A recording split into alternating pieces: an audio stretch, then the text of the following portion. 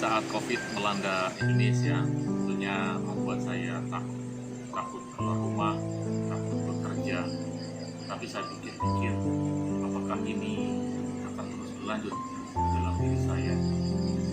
Pada suatu ketika, di saat pandemi ini terjadi, tentunya saya harus bekerja di luar kota.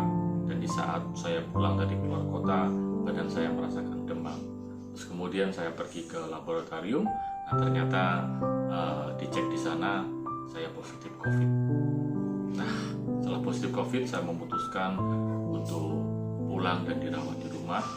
Dan saat 3 hari pertama, tentunya itu sangat merasakan hal yang sungguh luar biasa.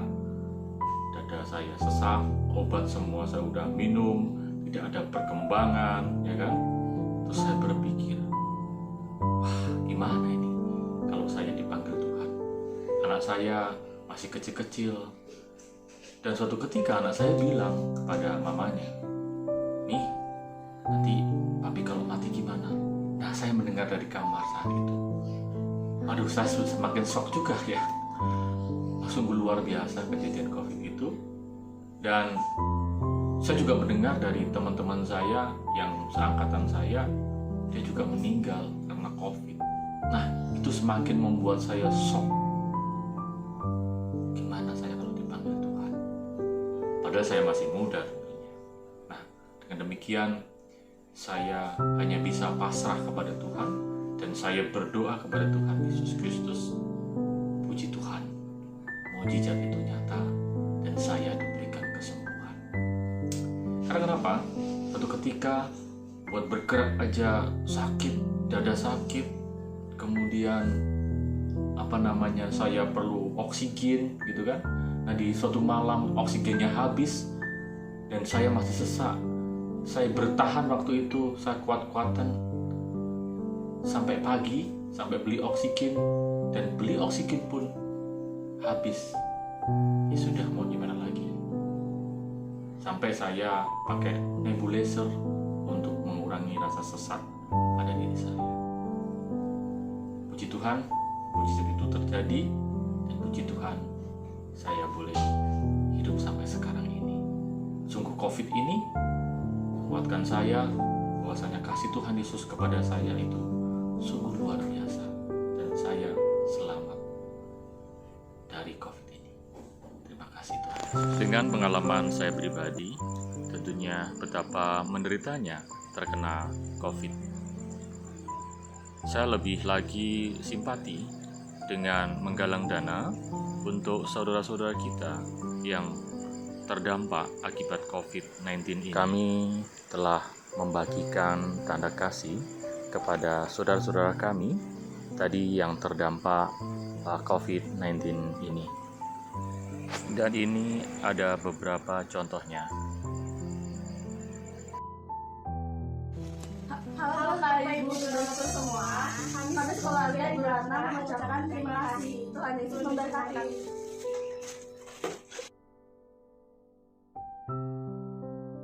Halo Bapak Donatur, kami dari keluarga Bapak dan Ibu Yones berterima kasih atas sumbangan yang sudah dikasih.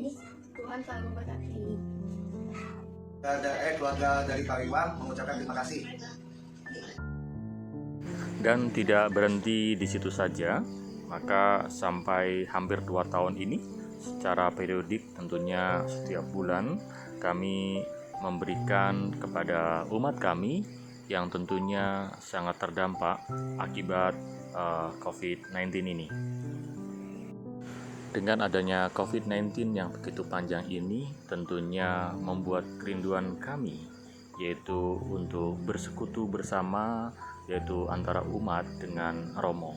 Untuk itu kami membuat acara secara online tentunya, yaitu untuk berkomunikasi, untuk curhat kami, untuk sharing dengan Romo kami, sehingga apa yang menjadi permasalahan, yang menjadi keluhan kami, Romo hadir di situ. Nah, dengan gitu tentunya dapat mengobati kerinduan kami untuk bersekutu bersama, memuji dan memuliakan nama Tuhan. Dan tentunya kami juga diteguhkan oleh Romo sehingga akan memberi kekuatan bagi kami untuk menghadapi COVID-19 ini. Di acara ini kami saling menyapa, saling mendoakan satu sama lain, saling mendukung. Tentunya dengan demikian kami semakin dikuatkan dan semakin dekat dengan umat-umat di lingkungan kami ini. Kebersamaan ini tentunya akan membuat kami semakin dekat satu sama yang lain, dan juga kami juga teringat kepada saudara-saudara kami yang tentunya mendapatkan atau terkena COVID. Kami saling membantu satu sama lain, dan tentunya kami juga teringat saudara-saudara kami di luar sana.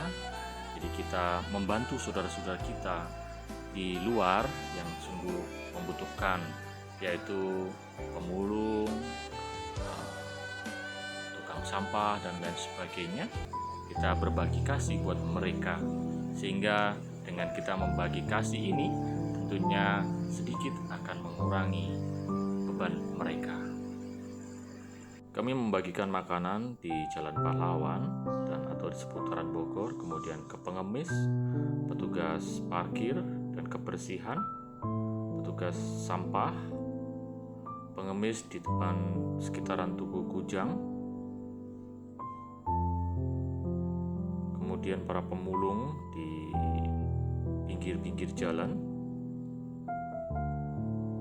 Kami sungguh membagikan makanan ini kepada mereka, dan saya lihat mereka sungguh merasakan sukacita yang luar biasa.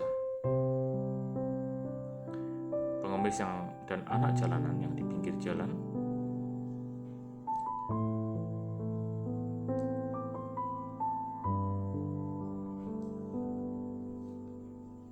dan tentunya banyak orang yang kehilangan pekerjaan dan berjuang mati-matian demi mendapatkan makanan ini.